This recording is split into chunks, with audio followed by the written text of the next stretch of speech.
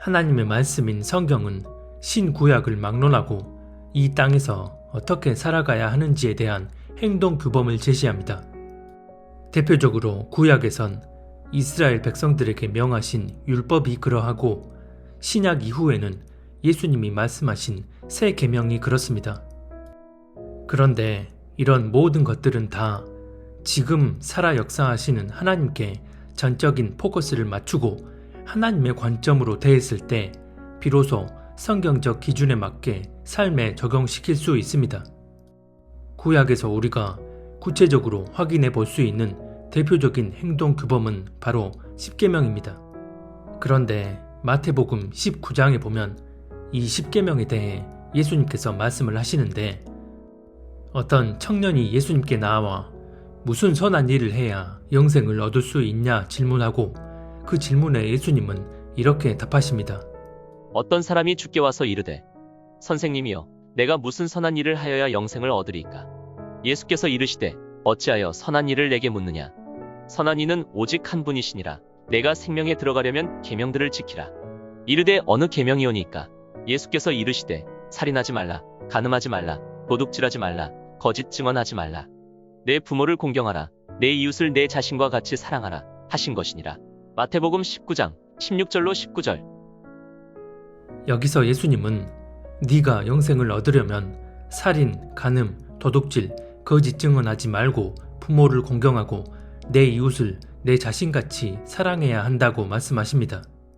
이것은 출애굽기 20장과 신명기 5장에서 여호와 하나님이 말씀하신 바로 그 십계명입니다. 즉 예수님은 구원을 얻기 위해선 하나님이 명하신 이 십계명을 다 지켜야 된다고 말씀하신 것입니다. 그런데 이것을 단순히 표면적으로 보면 이런 외적인 규범들을 행위적으로 지키기만 하면 구원을 받을 수 있다는 것으로 착각하게 됩니다. 하지만 예수님이 어찌해야 영생을 얻을 수 있냐는 청년의 질문에 이렇게 답하신 것은 행위 자체에 초점을 맞추신 게 아닙니다. 예수님이 이 십계명의 원칙을 말씀하신 이유는 이런 행위들이 바로 살아계신 하나님의 뜻이었기 때문입니다. 단순 표면적인 행위가 아닌 살아계신 하나님의 뜻에 포커스가 맞춰져 있음을 알 수 있는 부분은 그 다음 구절을 보면 알 수 있습니다. 예수님께서 이 십계명을 지켜야 한다고 말씀하시자 자신은 이 계명들을 다 지켰는데 혹시 내가 더 부족한 게 있느냐고 청년은 묻습니다. 그러자 예수님은 네가 가진 재산 전부를 다 팔아서 가난한 자들에게 주고 그 다음에 나를 따르라고 말씀하십니다. 그 청년이 이르되 이 모든 것을 내가 지키었사온데 아직도 무엇이 부족하니까? 예수께서 이르시되 내가 온전하고자 할진대 가서 내 소유를 팔아 가난한 자들에게 주라. 그리하면 하늘에서 보화가 내게 있으리라. 그리고 와서 나를 따르라 하시니. 마태복음 19장 20-21절. 만약 십계명이 말하는 외적인 행위 자체에 포커스가 맞춰져 있었다면 그 행위들만 잘 지키면 되는 거니까 이 계명들을 잘 지켜낸 청년에게 예수님은 너는 이제 영생을 얻었다 라고 말씀하셔야 맞습니다. 하지만 예수님은 십계명과는 전혀 상관없는 새로운 계명을 갑자기 그 자리에서 만들어내 그 청년에게 말씀하십니다. 네가 가진 재산 다 팔아서 불우한 이웃들에게 나눠주고 너는 이제부터 나를 따라와. 그러면 구원받을 수 있어. 이것은 십계명을 다 지킨 것에 한 가지가 더 추가된 차원이 아닙니다. 이 재물이 많은 청년은 표면적으론 자기가 십계명을 다 지키고 있었으니 구원은 거의 따놓은 당상이라 여기고 있었을지 모릅니다. 하지만 예수님이 보셨을 때 이 부자 청년이 아무리 십계명을 다 지키고 있었을지라도 그 마음의 중심은 자기가 가진 재물에 집중되어 있었기 때문에 이 청년에게 있어서 진짜 본질은 자기 재산을 과감히 다 내려놓고서라도 지금 살아서 역사하시는 하나님의 뜻을 따라갈 수 있느냐는 것이었습니다. 그러나 이 청년은 끝내 예수님의 말씀에 순종하지 못하고 돌아가 버렸습니다. 그런데 만약 이 청년처럼 재물이 아니라 다른 것에 마음의 중심이 쏠려 있는 또 다른 누군가의 경우였다면 예수님은 마음이 쏠려 있는 그것을 기꺼이 다 내려놓고서 그 다음 이렇게 행하라고 말씀하셨을 것이고, 바로 그것이 구원을 얻게 만드는 가장 본질적인 부분인 것입니다. 그래서 초반에 예수님이 십계명의 구체적인 행위들에 대해 하나하나 말씀하셨을 때에도 그 표면적인 행위들은 내가 하나님과 살아있는 관계 안에 있다면 당연히 지켜야 하고 또 지킬 수 있는 행위들이었기에 가장 기본적으로 먼저 말씀하신 것이고, 진짜 본질은 성경에 명시되진 않았지만 그 사람의 중심과 맞닿아 있는 현실적인 상황과 문제에 있어서 정말 하나님의 뜻에 의한 믿음의 요구를 따를 수 있느냐인 것입니다. 그래서 29절에 보면 예수님께서 이렇게 말씀하십니다. 또 내 이름을 위하여 집이나 형제나 자매나 부모나 자식이나 전토를 벌인 자마다 여러 배를 받고 또 영생을 상속하리라. 마태복음 19장 29절. 십계명에 규정된 그런 표면적 행위들만이 아닌 지금 살아서 역사하시는 하나님의 뜻에 의해 모든 것들을 과감히 거스를 수 있느냐는 것이고, 그렇게 행할 때 너희가 비로소 구원에 이룰 수 있게 된다는 것입니다. 이런 사람들을 계시록에서는 어린 양 되신 예수 그리스도께 속한 자들로서 순결함을 지켜내며 어린 양이 어디로 인도하든지 따라가는 자들이라고 말씀합니다. 즉, 지금 살아서 역사하시는 하나님의 뜻을 헤아려서 현실 가운데 그 뜻을 전적으로 반영시키는 것입니다. 이런 사람들은 하나님의 말씀인 성경도 살아계신 하나님의 관점으로 대하면서 자기 삶에 적용시킵니다.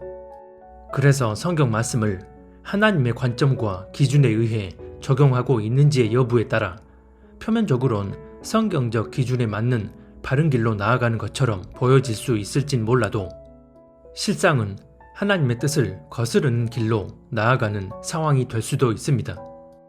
왜냐하면 같은 성경 구절을 보더라도 살아계신 하나님의 관점이 아닌 사람이 규정해 놓은 인본적 관점에 의해 적용하는 경우가 너무나 많기 때문입니다. 사복음서에 보면 예수님은 우리에게 너희가 서로 사랑하라고 말씀하시고 또 내 이웃을 내 자신처럼 사랑하라고 말씀하셨습니다. 그러면 우리가 이 계명을 지켜야 하는 이유가 뭘까요? 성경에 이렇게 기록되어 있으니까? 아닙니다. 이것이 바로 살아계신 하나님의 뜻이기 때문에 지켜야 하는 것입니다. 그게 그거 아니냐고 할지 모르나 실상은 그 관점이 전혀 다릅니다. 이런 관점의 차이가 어쩌면 천국과 지옥 차이가 될 수도 있습니다. 다시 말해 성경에 그렇게 기록되어 있으니까 라는 것은 그 행위에만 포커스를 맞추는 것이고, 이것이 바로 살아계신 하나님의 뜻이니까 라는 것은 그 행위가 아닌 살아계신 하나님께 포커스를 맞추는 것입니다. 이렇게 되면 우리가 성경을 전체적으로 볼 때 무엇을 본질로 여겨야 하는지를 바로 알고 하나님의 뜻대로만 나아갈 수 있습니다. 실제로 예수님 당시 서기관, 대제사장, 바리새인들의 경우 말씀을 율법적으로 자신들에게 적용시켜서 행위적으로는 완벽하게 지키는 것처럼 보였으나 실상은 하나님을 경외하는 마음이 전혀 없었기에 예수님께 지옥 자식으로 판결을 받았습니다. 사도행전 6장 8절 이하에 보면 스데반이 유대 종교인들과 논쟁하는 장면이 나오는데, 유대 종교인들이 거짓 증인을 내세워 스데반을 모함하는 말을 합니다. 거짓 증인들을 세우니 이르되 이 사람이 이 거룩한 곳과 율법을 거슬러 말하기를 마지 아니하는도다. 그의 말에 이 나사렛 예수가 이곳을 헐고 또 모세가 우리에게 전하여 준 규례를 고치겠다 함을 우리가 들었노라 하거늘. 사도행전 6장 13절로 14절. 여기서 보면 스데반이 거룩한 곳과 율법을 거슬러 말했다고 하는데, 이는 곧 예수님이 성전을 헐고 하나님이 모세에게 명령한 율법을 고치겠다고 말했다는 것입니다. 그런데 예수님이 성전을 헐고 3일 만에 다시 짓겠다고 하신 그 말씀은 자신이 곧 성전이 될 것임을 비유적으로 하신 말씀이고, 율법에 대한 부분은 하나님이 주신 율법의 본래 의미를 새롭게 상기시켜 주신 것이었습니다. 다시 말해 스데반이 했다는 저 말들은 철저히 살아계신 하나님의 뜻, 하나님의 관점에 의해 한 말들이었습니다. 하지만 유대 종교인들은 하나님에 대한 경외함은 전혀 없이 오로지 자신들만의 종교적 기준에 의한 행위적 관점으로 판단하고 받아들였기에 애초부터 스데반이 전하는 복음을 통한 하나님의 깊은 뜻을 이해하고자 하는 마음이 없었습니다. 그래서 이 불의한 종교인들은 예수님을 잡아 죽인 것도 모자라 복음의 말들을 악의적으로 왜곡해서 사도들까지 죽이려 한 것입니다. 사도행전 18장에 보면 유대인들이 바울을 대적하며 이렇게 소리를 지릅니다. 말하되 이 사람이 율법을 어기면서 하나님을 경외하라고 사람들을 권한다 하거늘. 사도행전 18장 13절.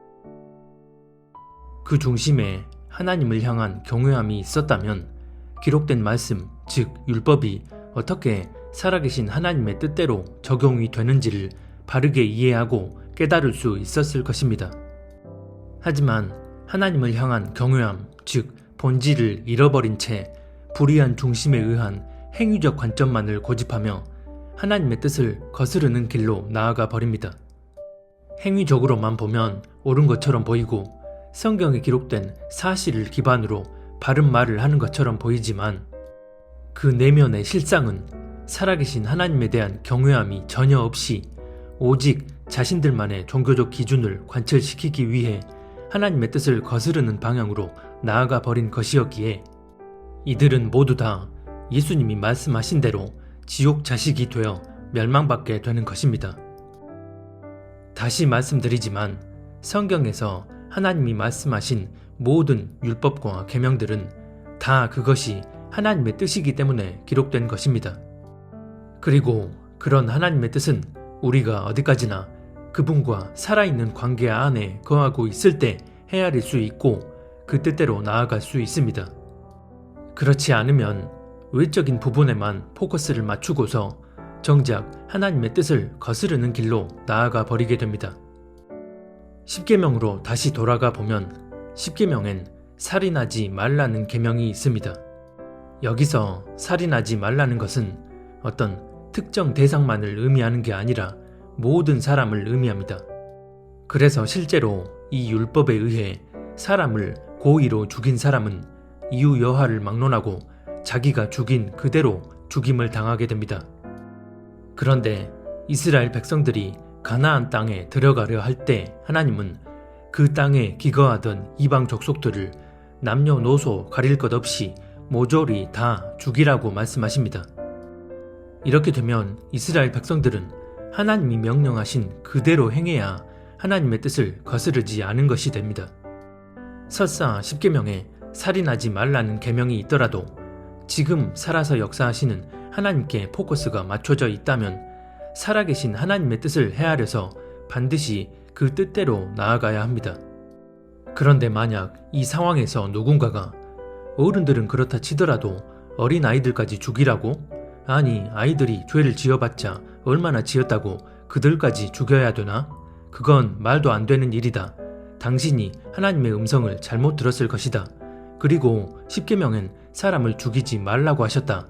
라고 하며 하나님의 명령을 거부해 버린다면 이 사람은 과연 하나님 앞에 어떤 판결을 받을까요? 십계명에 사람을 죽이지 말라는 계명이 있지만 여러 다른 율법에 보면 죄의 경중에 따라 심한 경우 죽여야 하는 그런 율법들이 있었습니다. 하지만 그런 계명과 율법들을 넘어서 어른들은 그렇다 치더라도 어린 아이들까지 모조리 진멸시켜야 하는 게 진짜 하나님의 뜻이 맞다면 사람이 옳다 여기는 인본적 관점과 기준이 아닌 하나님의 관점과 기준을 가진 이들만이 오직 하나님의 뜻대로 나아갈 수 있게 됩니다. 우리가 잘 아는 것처럼 다윗은 하나님께서 친히 내 마음에 합한 자라고 말씀하실 정도로 신실한 하나님의 사람이었습니다. 그러면 다윗이 이렇게 하나님 마음에 합한 자가 될 수 있었던 이유가 뭘까요? 다윗은 자신이 어떤 중요한 일을 하려고 할 때 먼저 하나님의 뜻을 묻고 하나님의 뜻대로만 나아가고자 했습니다. 물론 그런 삶의 여정 가운데도 여러 실수와 죄를 저질렀지만 그럴 때마다 다윗은 그 자리에서 그대로 고꾸라져 하나님 앞에 용서를 구하고 통에 자복하였습니다. 즉, 죄가 있다면 전심으로 하나님께 나아가 용서를 구하고 어떤 상황과 문제 앞에서 늘 하나님을 의식하고 하나님을 의지하며 어떻게 하는 게 하나님 보시기에 옳은 행위인지 스스로를 살피면서 그렇게 하나님의 실제적인 인도를 받으며 나아갔습니다. 이런 하나님과의 동행을 나타내는 구절이 역대상 18장 5절 이하에 보면 나옵니다. 다메섹 아람 사람이 소바왕 하다세세를 도우러 온지라. 다윗이 아람 사람 22,000명을 죽이고 다윗이 다메섹 아람의 수비대를 두매 아람 사람이 다윗의 종이 되어 조공을 바치니라. 다윗이 어디로 가든지 여호와께서 이기게 하시니라. 역대상 18장 5, 6절. 여기서 보면 아람 사람들이 다윗에게 조공을 바쳤다고 하는데 그 전에 다윗이 아람 사람 22,000명을 죽였다고 말씀합니다. 그리고 그 다음 6절에 보면 다윗이 어디로 가든지 여호와께서 이기도록 하셨다고 말씀합니다. 이 구절들에서 맞춰진 포커스를 자세히 보면 다윗이 사람들을 대거 살상했다는 행위에 포커스가 맞춰진 게 아니라 다윗이 하나님과 동행함으로 어디로 가서 누구와 싸우든 하나님이 항상 함께 하시고 이기도록 하셨다는 것에 포커스가 맞춰져 있습니다. 행위적으로 보면 다윗은 사람을 무려 22,000명이나 죽였습니다. 하지만 다윗이 사람들을 죽였다는 그 행위가 아니라 다윗이 어디로 가든 하나님이 이기게 하셨다. 즉, 다윗이 하나님과 동행했다는 사실에 포커스를 맞추고 있는 것입니다. 그런데 이걸 인간적인 기준으로 보면 아니, 사람을 무려 22,000명씩이나 죽였는데 하나님이 역사하셔서 그렇게 된 거라고? 라는 생각을 갖게 됩니다. 사람이 옳다 여기는 인본적 관점을 가지고 표면적인 행위에 포커스를 맞추게 되면 사람을 22,000명씩이나 죽였는데 하나님이 이렇게 죽여서 이길 수 있게 하셨다는 사실, 즉 이것이 하나님의 뜻이었다는 것이 쉽게 납득이 되지 않는 것입니다. 그런데 구약에 보면 다윗과는 조금 다른 케이스로 우리에게 교훈을 주는 부분이 있습니다. 열왕기하와 역대하에 보면 유다 왕 요시야의 이야기가 나옵니다. 요시야 왕은 이스라엘 역대 왕들을 통틀어 성경에 기록된 율법을 가장 완벽하게 지킨 왕이었습니다. 그래서 열왕기하 23장에 보면 이런 말씀이 나옵니다. 요시야와 같이 마음을 다하며 뜻을 다하며 힘을 다하여 모세의 모든 율법을 따라 여호와께로 돌이킨 왕은 요시야 전에도 없었고 후에도 그와 같은 자가 없었더라. 열왕기하 23장 25절. 요시야는 정말 철두철미하게 기록된 그대로 율법을 지켜 행했습니다. 얼마나 철두철미했으면 이렇게까지 율법을 지킨 왕은 전무후무하다고 성경은 기록합니다.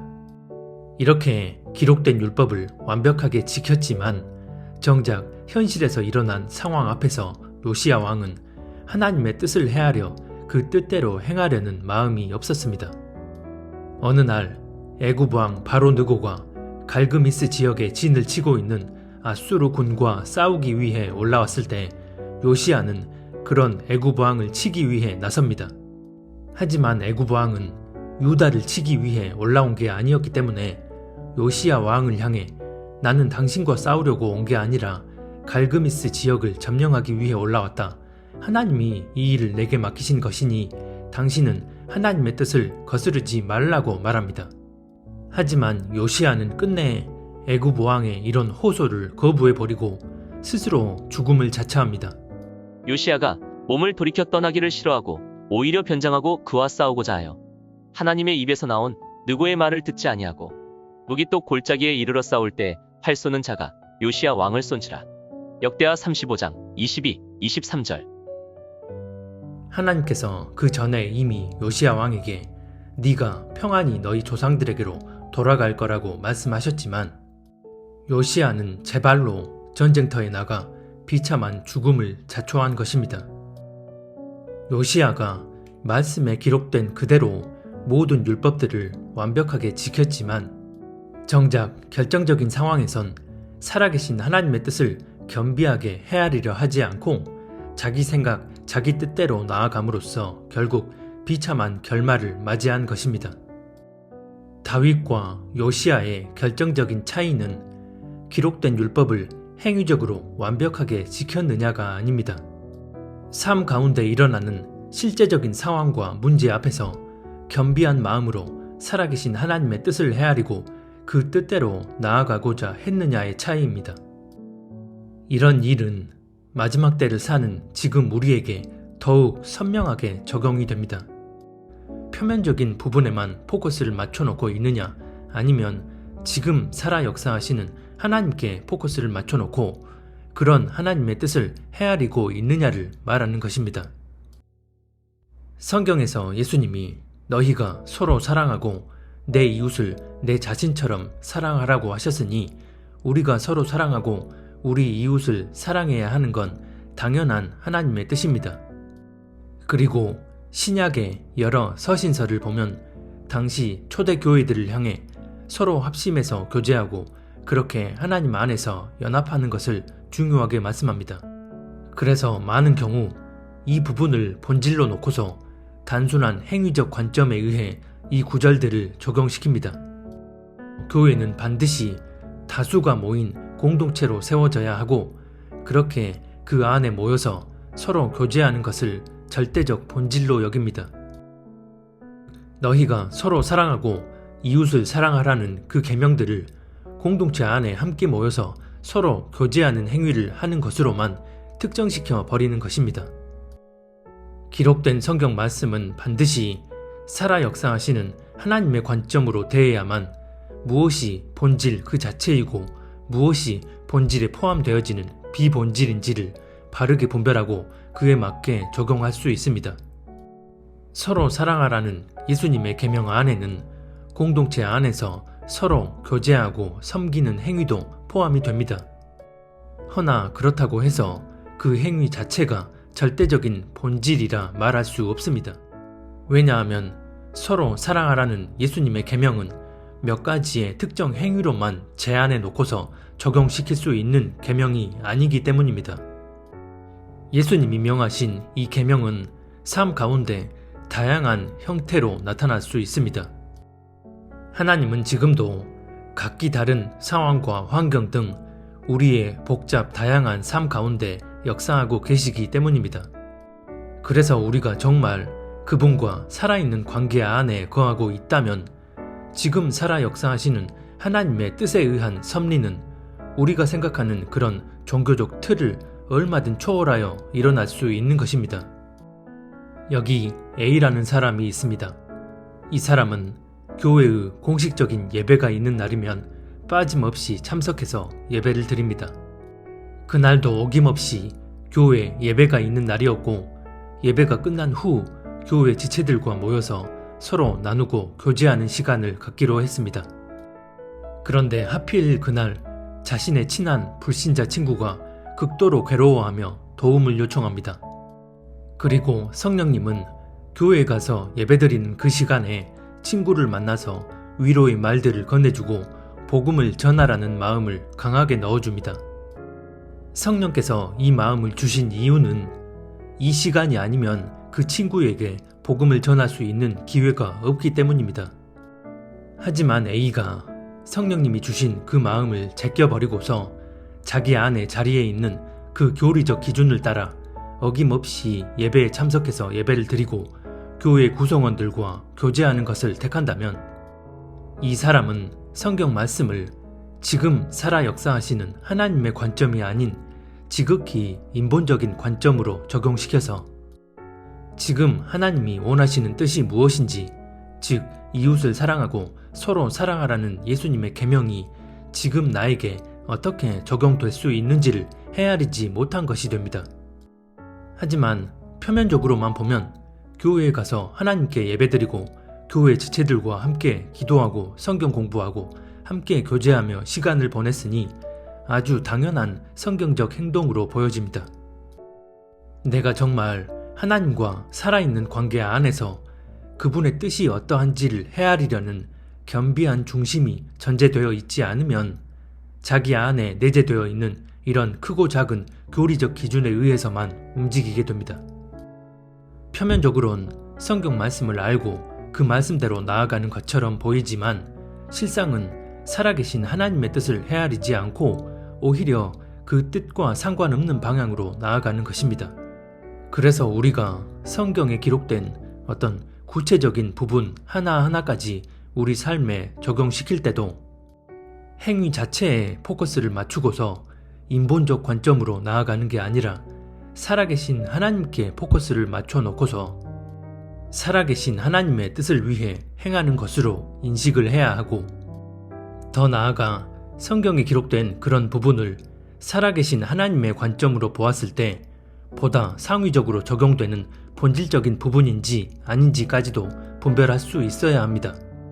이렇게 되면 행위 자체에 포커스가 맞춰진 게 아니라 살아계신 하나님의 뜻에 포커스가 맞춰져 있기 때문에 그 부분과 상충되어 보이는 또 다른 행위를 강조하는 구절을 마주했을 때에도 살아계신 하나님의 관점에 의해 무엇을 더 상위적으로 적용시켜야 하는 하나님의 뜻인지를 헤아려서 그 뜻대로 나아가게 됩니다. 지금껏 채널에 많은 영상들을 올렸지만 그 가운데 하나님께서 가장 중요한 의미로 조명해 주신 부분은 바로 교회의 배도와 그에 따른 영적 원리였습니다. 그래서 2019년부터 약 3년간 하나님을 배도한 곳에서 벗어나 구별되는 것이 왜 성경이 말씀하는 영적 원리에 기반한 본질적 행동인지를 자세히 말씀드렸습니다. 하지만 그 영상들을 보고서 무시해버리거나 반발하는 분들 대다수는 앞에서 말씀드린 그런 이유 때문이었습니다. 성경엔 분명히 너희가 서로 연합하고 사랑하라 나와 있고 또 모이기를 패하지 말라고 나와 있으니 당연히 교회에서 함께 예배드리고 교제 나누며 신앙생활을 하는 것이 본질인데 그런 공동체를 나온다는 게 말이 되느냐는 것입니다. 다시 말씀드리지만 우리가 성경에 기록되어 있는 행동 규범을 지켜야 하는 건 그것이 바로 살아계신 하나님의 뜻이기에 지키는 것입니다. 즉 행위 자체를 본질로 여기고 행위에 포커스를 맞추는 게 아니라 그렇게 행하라고 말씀하신 살아계신 하나님께 포커스를 맞추고 그게 하나님의 뜻이기에 그렇게 행동하는 것입니다. 그래서 우리가 살아계신 하나님께 초점을 맞추고 그런 하나님의 뜻을 우리 삶 가운데 가장 중요한 절대적 가치로 여긴다면 성경에 기록되어 있는 행동 규범이 살아계신 하나님의 뜻에 의거한 본질적 규범인지 아닌지를 바르게 분별할 수 있습니다. 다시 말해 살아계신 하나님의 뜻 안에 성경에 기록된 모든 행동 규범이 다 포함되어 있고 그렇게 포함되어 있는 것들 가운데 지금 우리에게 가장 상위적, 본질적으로 적용시켜야 할 부분이 무엇인지를 바르게 이해하고 판단해서 행동하게 되는 것입니다. 누가복음 19장에 보면 예수님께서 나귀를 타고 예루살렘에 입성하실 때 제자들이 큰 소리로 하나님을 기뻐 찬양하는 모습이 나옵니다. 그런데 이런 제자들의 행동을 본 바리새인들이 예수님께 당신의 제자들을 꾸짖으라고 말합니다. 이미 감람산 내리막길에 가까이 오심에 제자의 온 무리가 자기들이 본 바 모든 능한 일로 인하여 기뻐하며 큰 소리로 하나님을 찬양하여 이르되 찬송하리로다 주의 이름으로 오시는 왕이여 하늘에는 평화여 가장 높은 곳에는 영광이로다 하니 무리 중 어떤 바리새인들이 말하되 선생이여 당신의 제자들을 책망하소서 하거늘 대답하여 이르시되 내가 너희에게 말하노니 만일 이 사람들이 침묵하면 돌들이 소리 지르리라 하시니라. 누가복음 19장 37절로 40절. 이 말씀을 통해 우리는 지금 살아 역사하시는 하나님의 뜻이 얼마나 한계가 없는 광대한 범위인지를 그대로 확인해 볼 수 있습니다. 예수님의 제자들이 큰 소리로 하나님을 찬양하는 노래를 부르는데 만약 그들이 그렇게 하지 않았다면 하나님은 길바닥에 굴러다니는 흔해 빠진 돌들을 사용해서라도 하나님을 찬양케 하실 거라는 것입니다. 이것은 단순 비유가 아니라 전능하신 하나님이 하고자 하시면 사람이 생각하는 그런 한계를 벗어나 역사하실 수 있음을 알려주는 것입니다. 예수님의 제자들이 하나님을 찬양하고 있지만 그들이 그렇게 하지 않는다면 하나님은 얼마든 다른 통로를 통해서 당신을 찬양하게 하신다는 것입니다. 이것이 바로 지금 살아서 역사하시는 전능하신 하나님의 섭리입니다. 마태복음 3장과 누가복음 3장에도 이와 비슷한 말씀들이 나옵니다. 요한이 광야에서 회개를 촉구하고 있을 때 스스로 하나님의 거룩한 성도요 아브라함의 후손이라 자처하는 유대 종교인들을 향해 이렇게 얘기합니다. 그러므로 회개에 합당한 열매를 맺고 속으로 아브라함이 우리 조상이라 말하지 말라. 내가 너희에게 이르노니 하나님이 능히 이 돌들로도 아브라함의 자손이 되게 하시리라. 마태복음 3장 8절. 이 말씀은 요한 스스로 자기 생각을 말한 게 아니라 이미 그 안에 성령이 내주하셔서 성령의 강권적인 역사에 의해 한 말입니다. 여기서 유대 종교인들은 경건한 모양의 율법 의식에 열심을 기울이는 이들이었기에 자신들이 아브라함의 후손이요 하나님의 거룩한 백성이라는 확신을 강하게 갖고 있는 이들이었습니다. 하지만 하나님은 얼마든 사람이 생각하는 범위와 방식을 초월하여 뜻하시는 바를 이뤄내실 수 있는 분이시기에 스스로 하나님의 백성이라 자처하나 실상은 하나님의 뜻에 합당치 않은 이들이 아닌 별 볼 일 없어 보이는 다른 대상을 통해서도 얼마든 당신의 백성이 되게 하신다는 것입니다. 이것이 성경 전체를 살아계신 하나님의 관점으로 봐야만 이해할 수 있는 하나님의 섭리입니다. 그래서 성도들이 하나로 연합하여 살아계신 하나님의 뜻을 이뤄나가는 일에 최선을 다해야 하지만 그렇게 모인 공동체가 때를 따라 역사하시는 하나님의 섭리에 맞게 그 사명을 제대로 감당하지 못한다면 하나님을 무조건 그런 제도권 교회들을 통해서만 역사하시는 분으로 제한시켜놓고 자기 종교적 기준대로 나아가는 게 아니라 이 말세 지말의 때에 살아계신 하나님의 뜻이 어떻게 우리에게 적용되어지는지, 그래서 우리가 이 시대 가운데 어떻게 행동하는 게 맞는지 그 뜻대로 나아갈 수 있어야 합니다. 구약에 보면 이스라엘 백성들은 자신들이 율법이 정한 대로 꼬박꼬박 하나님께 제사 드리고 있다고 여겼기 때문에 스스로 하나님을 배도했다고 생각하지 않았습니다.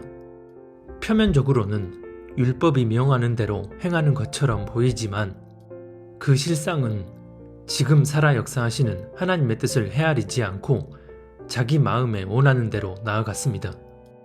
그렇게 마음은 이미 하나님에게서 멀어진 상태에서 외적인 행위로만 종교적 열심을 다하는 이들을 향해 하나님은 이렇게 말씀하십니다. 소를 잡아드리는 것은 살인함과 다름이 없이 하고 어린 양으로 제사 드리는 것은 개의 목을 꺾음과 다름이 없이 하며 드리는 예물은 돼지의 피와 다름이 없이 하고 분향하는 것은 우상을 찬송함과 다름이 없이 행하는 그들은 자기의 길을 택하며 그들의 마음은 가증한 것을 기뻐한즉 나 또한 유혹을 그들에게 택하여 주며 그들이 무서워하는 것을 그들에게 임하게 하리니 이는 내가 불러도 대답하는 자가 없으며 내가 말하여도 그들이 듣지 않고 오직 나의 목전에서 악을 행하며 내가 기뻐하지 아니하는 것을 택하였음이라 하시니라. 여호와의 말씀으로 말미암아 떠는 자들아 그의 말씀을 들을지어다. 이사야 66장 3절로 5절. 그 마음은 하나님을 떠나버린 상태에서 규정된 율법대로 행하는 그 외적인 행위가 얼마나 가증한 행위인지에 대해 그대로 말씀하십니다. 이런 자들에게 하나님은 오히려 미혹되게 하시며 그들이 두려워하는 것들이 그들에게 임하게 하겠다고 말씀하십니다. 참고로 이사야서는 창세기부터 요한계시록까지 성경 66권을 하나로 축약시켜 놓은 말씀이라고 할 수 있습니다. 그래서 맨 마지막 장인 66장에서 이 구절이 나온다는 것은 말세 지말을 사는 우리 그리스도인들에게 어떤 교훈이자 경고의 말씀으로 적용되는지를 그대로 보여줍니다. 지금 살아 역사하시는 하나님의 관점이 아닌 사람이 만든 교리와 전통 등에 기반한 인본적 관점에 의해 성경 말씀을 잘못 적용하고 그렇게 하나님을 거스르는 길로 나아가는 이들에겐 이 말씀이 그대로 해당된다고 해도 과언이 아닙니다. 요한계시록 2장에 보면 에베소 교회를 향해 예수님께서 이렇게 말씀하십니다. 그러므로 어디서 떨어졌는지를 생각하고 회개하여 처음 행위를 가지라. 만일 그리하지 아니하고 회개하지 아니하면 내가 내게 가서 내 촛대를 그 자리에서 옮기리라. 요한계시록 2장 5절. 참고로 에베소 교회는 계시록에 나오는 다른 교회들과 비교하더라도 이런저런 의로운 행위들이 많았습니다. 하지만 그들은 본질적으로 하나님의 뜻을 헤아려 그 뜻대로 나아가지 않았습니다. 그래서 4절에 보면 그들에게 너희가 처음 사랑을 버렸다 라고 말씀하십니다. 하나님의 마음을 헤아리고자 하는 중심을 잃어버렸다는 것입니다. 오늘날 주류 교단에 소속된 중대형 교회의 사역자와 교인들 대다수를 보면 자기 눈앞에 근시안적인 생활 반경에 갇혀서 개인적 영역의 신앙생활만을 영위해 나갑니다. 이렇게 되면 마지막 때 전 지구적 영역에서 일어나는 이런 시대적 현실을 바로 볼 수 있는 영적인 해안이 열리지 않기 때문에 세상의 미혹된 흐름을 맹목적으로 따라가게 됩니다. 영적으로 이 모든 차원들이 다 하나로 연결되어 있기 때문입니다. 하나님은 지금도 말씀을 그저 인본적 관점과 기준으로 대하면서 지금 살아 역사하시는 하나님의 뜻과 전혀 상관없이 오히려 그 뜻을 거스르는 방향으로 나아가면서도 아무런 거리낌도 갖지 못하는 그런 자들이 아니라 정말 살아계신 하나님의 뜻이 어떠한지를 알기 위해 겸비한 마음으로 하나님 앞에 나와 그 뜻을 묻고 구하며 두렵고 떨림으로 하나님의 말씀을 가까이 하는 자들에게 은혜를 베풀어 주시고 때에 맞게 역사하시는 하나님의 섭리를 바로 알고 행동할 수 있도록 인도해 주십니다. 이사야서 66장에서 말씀하는 것처럼 여호와의 말씀으로 말미암아 떠는 자들, 즉 살아계신 하나님을 진정으로 경외하는 자들은 지금 살아 역사하시는 하나님의 뜻을 헤아려서 그 뜻대로 인도함을 받을 것입니다. 바로 그 사람들이 첫 추수로 들림받아 다시 오실 주님 앞에 서게 될 정결한 주님의 신부들입니다.